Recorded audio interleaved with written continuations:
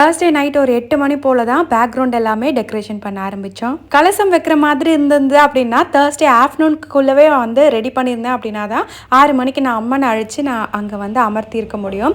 நான் படம் தானே வச்சு பண்ணேன், அதனால வந்து 8 மணி ஆயிடுச்சு. ஏன்னா வெள்ளிக்கிழமை காலையில் தான் வந்து அம்மனை விளக்கேற்றி அங்கே வச்சு நான் பூஜை பண்ண போகிறேன். இங்கே அம்மனுக்கு வந்து பிடித்தமான பொருள், தேவையான பொருள் எல்லாத்தையுமே எடுத்துகிட்டு வந்து டேபிள் மேலே ஆர்கனைஸ் பண்ணி விட்டுட்டேன். லாஸ்ட் இயர் என்னென்ன வச்சேனோ அதெல்லாமும் வச்சேன். இது என்னென்னலாம் வச்சுருக்கேன் அப்படின்னு உங்களுக்கு லாங் வீடியோவில் டீட்டெயிலாக காட்டி வந்து எக்ஸ்பிளைன் பண்ணுறேன். அதே மாதிரி அம்மனுக்கும் ஒரு செட்டு தாம்பூலம் பண்ணி ரெடி பண்ணியாச்சு. காலையில் வந்து விளக்கேற்றும் போது அம்மனுக்கு தாம்பூலம் வச்சு சாமி கும்பிட வேண்டியதான். அத்தை வந்து மருதாணி அரைச்சி கொடுத்தாங்க. வரலட்சுமி நோன்புக்கு மருதாணி வைக்கிறது இன்னுமே ஸோ ஸ்பெஷல்ல. நானுமே ரொம்ப நாள் கழித்து மருதாணி வைக்கிறேன். நைட்டு 12:45 போல் ஆயிடுச்சு. அதுக்கப்புறம் மருதாணி வச்சு ஏசி ரூமில் போய் படுத்ததும் எனக்கு வந்து குளிர ஆரம்பிச்சிருச்சு. ஸோ ஒரு ½ அன் ஹவரில் எடுத்து எல்லாமே க்ளீன் பண்ணிட்டேன். நைட்டு தூங்குறதுக்கே ஒரு 2 மணி போல் ஆயிடுச்சு. பாய்.